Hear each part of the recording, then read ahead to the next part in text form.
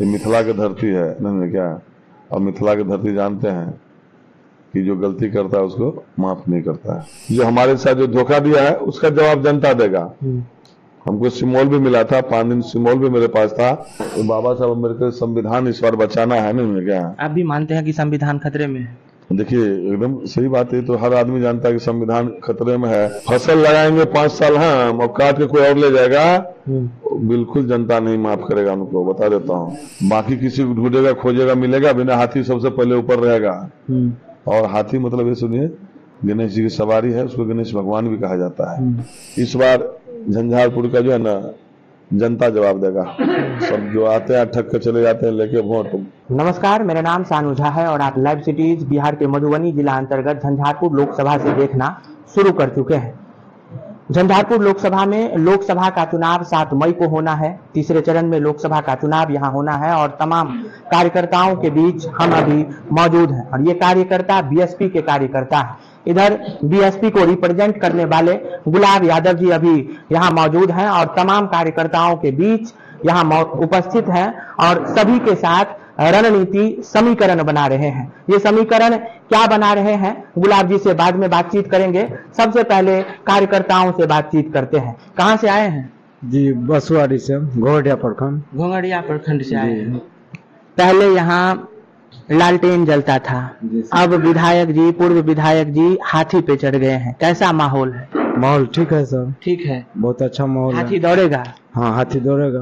क्या जी, हाथी दौड़ रहा है, गुलाब दमकेगा? जी जी जी, ऐसा है कि झंझारपुर में जब से, झंझारपुर विधानसभा क्षेत्र में जब से हमारे माननीय पूर्व विधायक जी आए हुए हैं, कार्यकर्ता को सम्मान करते हुए और कार्यकर्ता के साथ में मिलजुल के काम करने वाले जो विधायक जी हैं, उनके लिए झंझारपुर में नरवार पंचायत आज प्रतिबद्धता के साथ संकल्प लेकर के चुनाव में विजय का रथ दिलाने के लिए श्री गुलाब यादव बीएसपी ग्राउंड पे है ना? जी, ग्राउंड पे है जी, ग्राउंड पे है जी, चल रहा है ना सब बिल्कुल ग्राउंड पर। और भी कार्यकर्ताओं से बातचीत करते हैं जो लगातार यहाँ बने हैं, तमाम जगहों का देख रहे हैं। अभी विधायक जी से बातचीत कर रहे थे। कैसा माहौल है? माहौल बहुत अच्छा है, बढ़िया है, बहुत अच्छा है और रिजल्ट भी बहुत अच्छा रहेगा। भैया, झंझारपुर समाजवाद की धरती है। कुछ लोगों ने यहाँ बंधक लगा दिया है, तो बंधक नहीं चलेगा। यह झंझारपुर क्रांतिकारी की धरती है, बाहरी को यहाँ जगह नहीं मिलेगा। अब क्या मजबूरी था हमको नहीं पता। अब जो मजबूरी थी वो अब चले गई। अब समीकरण रणनीति पे बात किया जाता है।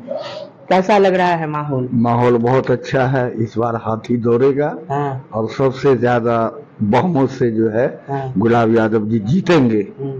ये हम लोग संकल्प ले लिए हैं। पूरे झंझारपुर लोकसभा क्षेत्र में हाथी गरज रहा है, गरज रहा है हाथी। इसमें कहने की कोई बात नहीं है। इस बार जो है सबसे ज्यादा बहुमत से जीतेंगे। क्या जी, क्या लगता है जीतेंगे? जीतेंगे, हाँ, हाथी जीतेंगे। यहाँ मौजूद है। क्या जी, क्या लगता है?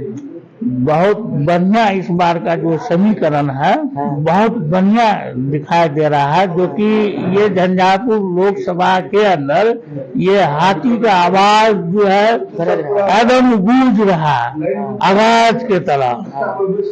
इसके लिए इस मतलब जो है सिर्फ एक ही ठो नारा है, कोई पार्टी नहीं, कोई जातिवादी नहीं, सिर्फ एक छाप, वो गुलाब यादव का हाथी छाप। गुलाब यादव अब हाथी पे चढ़ गए हैं। क्या लगता है? हाँ, जीतेंगे इंशाल्लाह। जीतेंगे इंशाल्लाह।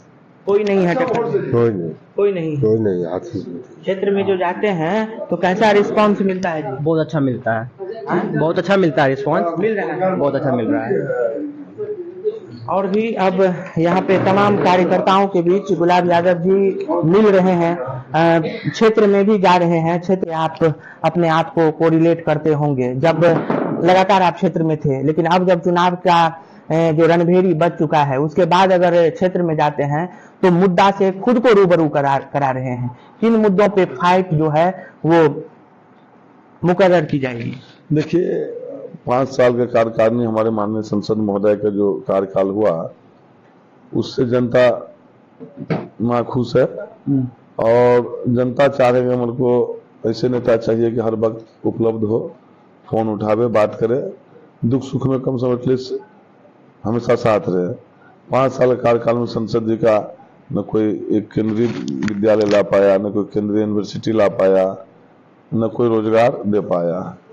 हमारे कार्यकाल 5 साल में इतने बड़े मेडिकल कॉलेज हमने लाए, और जनता से पूछिए क्षेत्र में कि कितना रोड, कितने पुल हमने बनवा दिए, जो कि आजादी के बाद वहां उस गांव में इस परिस्थिति था, लोग मतलब विवाह शादी करने से मना कर देते थे। ऐसे ऐसे गांव, बहुत सारे गांव हैं परिस्थिति से, मधेपुर ब्लॉक में, लखनऊ में भी बहुत सारे रास्ता था तो गांव आदमी, हम अपने गांव की बात कर रहे हैं कि गंगापुर में लोग विवाह शादी करते हैं, गंगापुर नहीं जाएंगे, इतना कीचड़ रहता था।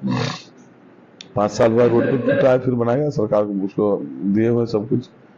और यही हम जनता से अपील करेंगे, एक बार मौका दिया जाए और देखिए विकास कैसे होता है। कहते हैं ना, ज्योति से ज्योति जलाते चलो और झंझारपुर का विकास बढ़ाते चलेंगे। हाथी पे चढ़ गए हैं, जन समर्थन मिल रहा है, क्योंकि पहले किसी अलग धारा में थे, फिर हाथी पे चढ़े।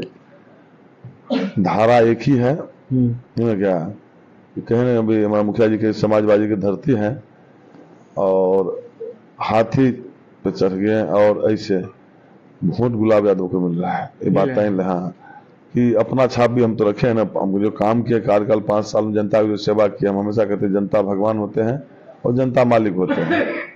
और आप लोग हाथी जो कहते हैं, किसी पार्टी से हाथी कमजोर नहीं, आप लोग उसको लड़ने वाला नहीं था, इसलिए हम आप हाथी को कमजोर समझते थे बिहार में। हाथी इस बार जो है ना, देखिए ना पहले कैसे धूल चटाता सबको। लोग कह रहे हैं कि बीएसपी का यहाँ जनाधार की कमी है, लेकिन गुलाब यादव का जनाधार बहुत बड़ा है। वही तो कहें, इसलिए पूछा, हाथी 1 नंबर पे है ना, जो अभियान खुलेगा वो सबसे टॉप 1 नंबर पे रहेगा। कोई अभियान में ऐसा नहीं है कि कोई बूथ कि हाथी लीड नहीं करेगा, 1 नंबर बटन है। मैं जनता से ही अपील करता हूँ, जनता मालिकों से, कि 7 तारीख सुबह उठ के पहला बटन दबा के भारी मतों से हाथी की विजय बनावे। हाथी 1 नंबर पे है, 1 नंबर पे है अभियान में। बाकी किसी को ढूंढेगा, खोजेगा, मिलेगा, बिना हाथी सबसे पहले ऊपर रहेगा। और हाथी मतलब ये सुनिए, गणेश जी की सवारी है, उसको गणेश भगवान भी कहा जाता है। हाथी का आसान नहीं समझिए, उसका वोटर है 4.5 लाख। लोग जमीन पे हकीकत नहीं जानते हैं, और ये डीलर साहब हैं, सूरज जी हैं, बताएंगे इन लोग जो है ना कि हाथी के वोटर कितना दीवानगी, हम मिले न मिले वो वोट वो हाथी की देगा। अच्छा, विधायक जी लगातार तेजस्वी यादव कह रहे हैं कि सपना देखना छोड़ दें, अब 400 पार नहीं होगा, 300 पार तक नहीं जाएंगे। इन बयानों से अभी भी आप तारुफ रखते हैं? देखिए, उन नेता को, उनका पार्टी का मामला, उनके मामले में हम कहा कि किसी की टिप्पणी करें, हम वो नेता नहीं किसी की टिप्पणी करते हैं। बाबा साहब अम्बेडकर संविधान इस बार बचाना है ना, क्या आप भी मानते हैं कि संविधान खतरे में है? देखिए, एकदम सही बात है, तो हर आदमी जानता है कि संविधान खतरे में है, तभी तो सब आदमी उसी बचाने की कोशिश में है।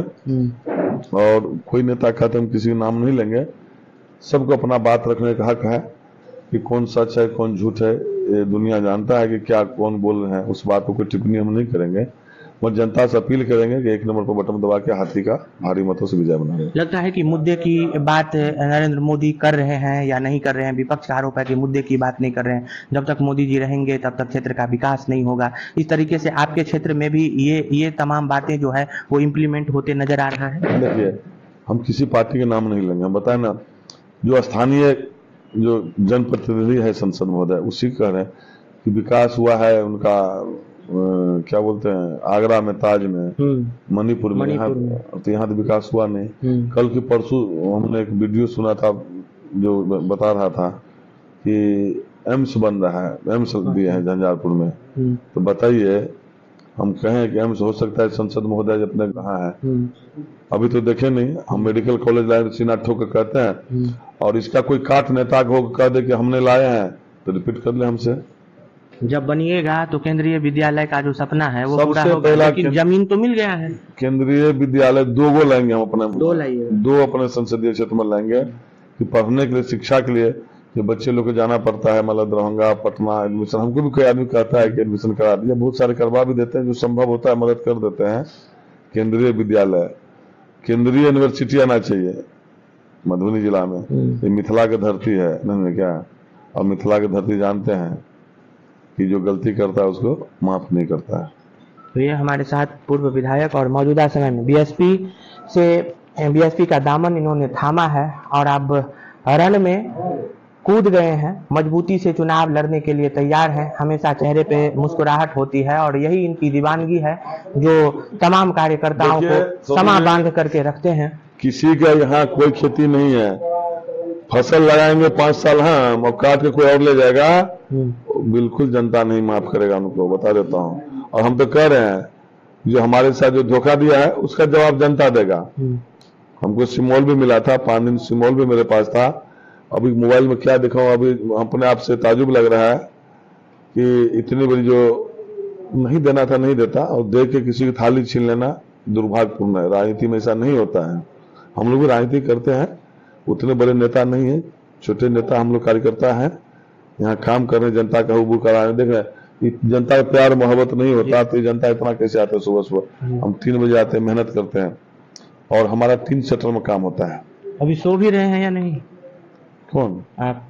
नींद है, वह आराम से लेते नींद है, देखते हैं अभी भी जाएंगे, 1 घंटा 2 घंटा सोएंगे, नहाएंगे धोएंगे, फिर आराम से निकलेंगे।